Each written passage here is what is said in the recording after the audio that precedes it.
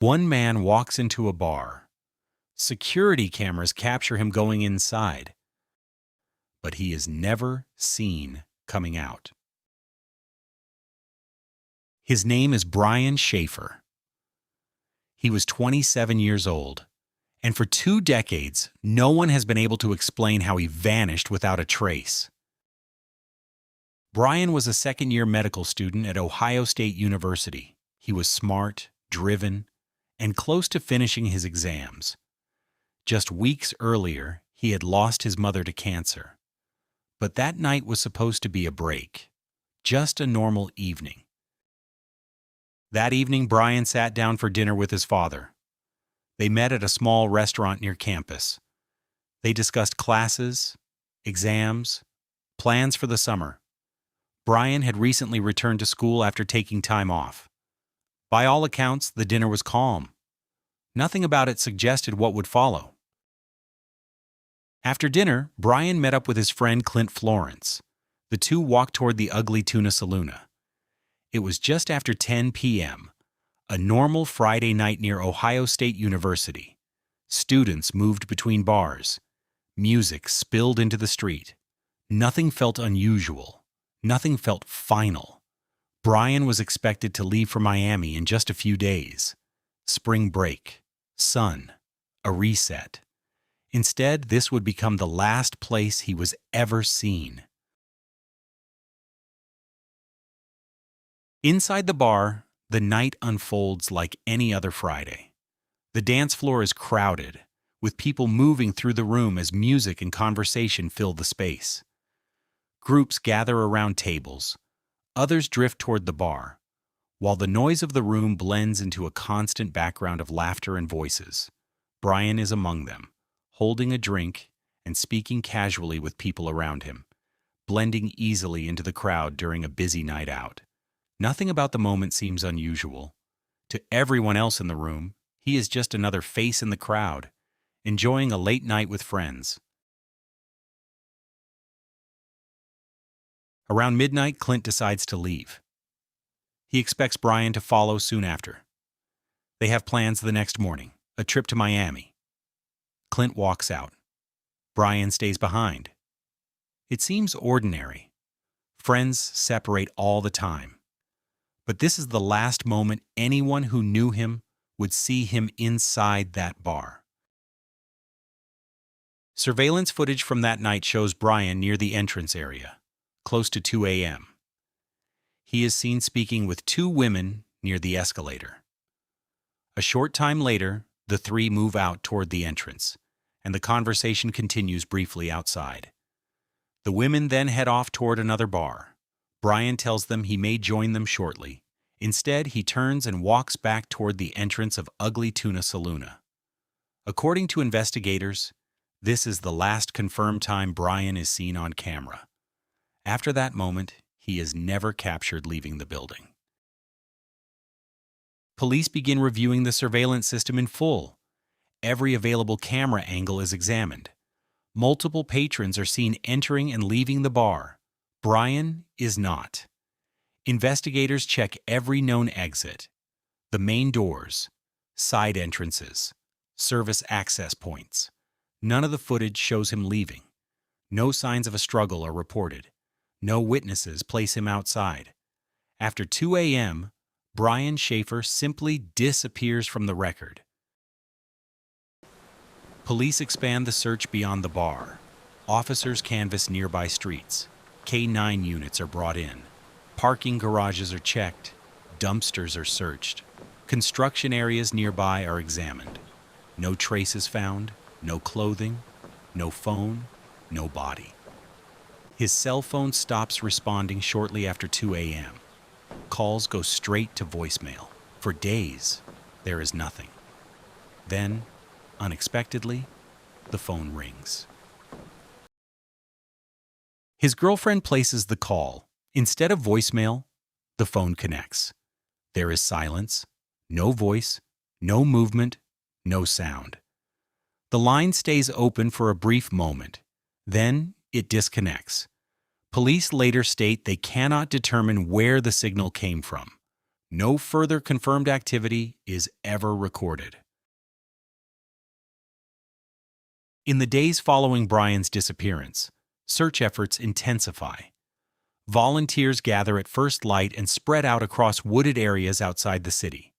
They move carefully through dense terrain, combing through brush and uneven ground, looking for anything that might explain how a man could vanish without a trace. Police coordinate the search, flyers are handed out, tips are followed up. Every possibility is considered. But as the days turn into weeks, no physical evidence is found, no belongings, no confirmed sightings. The searches continue, but the answers do not come. With no trace inside the building, investigators widen the scope. They begin mapping the area around the bar. Adjacent streets, side alleys, parking garages, nearby construction sites.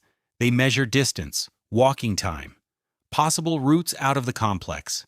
If Brian left through an unmonitored exit, he would have had to pass into the open city. Officers check nearby businesses for additional surveillance. They review traffic cameras. They follow up on reported sightings. Nothing is confirmed. No image captures him outside. No witness places him on the street. The search radius grows, but the last verified moment remains 1:55 a.m. inside the bar. As the weeks pass, the investigation begins to lose momentum. Tips continue to come in, and each one is documented and followed up. But none of them lead anywhere solid. There is still no physical evidence, no confirmed movement beyond the bar, no location to anchor the case to. Without a crime scene, detectives are forced to work with gaps instead of facts. Time becomes a quiet obstacle. Memories shift. Details grow uncertain. What once felt clear begins to blur. The case is still open, but it is no longer moving forward. As progress slows, investigators begin reassessing the fundamentals. They consider the possibility of an accident, a fall, an unseen medical event, but no body is found in or around the building, and no evidence supports it. They examine the chance of foul play, an altercation out of view, a concealed exit. Yet there are no signs of struggle, and no witness reports violence. Voluntary disappearance is also discussed.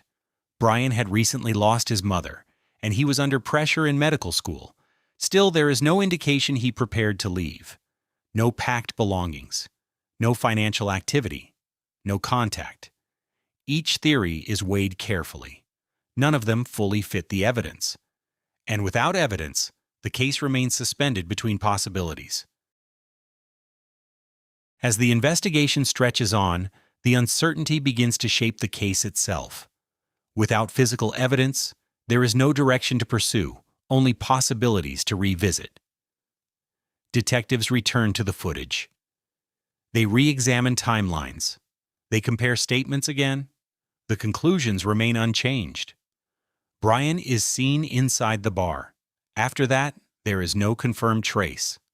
The file stays open, but the answers remain out of reach.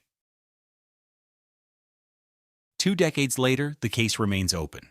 Brian Shaffer is still listed as a missing person in national databases, including federal systems that track unresolved cases across the country. Over the years, investigators have revisited the file. Advances in technology have allowed evidence to be reviewed again. Tips have surfaced periodically, especially as media coverage brings renewed attention. Each time, the same question is examined once more. Each time, the timeline remains unchanged. There has been no confirmed sighting and no verified activity tied to Brian after that night. The last confirmed moment in the investigation is still 1:55 a.m. inside the bar. In 2006, much of what happened outside the bar would have depended on limited camera coverage. Many back entrances and alleyways were not continuously monitored. When they were, the footage was often low resolution and difficult to analyze. Details blurred easily. Faces were indistinct. Movement could disappear into shadow. Today, that same space would likely be captured in far greater clarity, higher resolution, better lighting, wider coverage. But in 2006, investigators worked with what existed at the time. And if Brian left through an unmonitored path, the technology of that moment may never have recorded it clearly enough to know. For Brian's family, the disappearance was never just an unsolved case. It was a son who went out one night and never came home. In the years that followed, his father continued searching for answers. He spoke publicly and kept attention on the investigation, holding on to the hope that something would eventually bring clarity. In 2008, he passed away without ever learning what happened to his son. The final confirmed moment in the timeline has never changed. Brian stands near the entrance of the bar. Moments later, he disappears from the known record. And the mystery remains. What do you think happened to Brian Shaffer?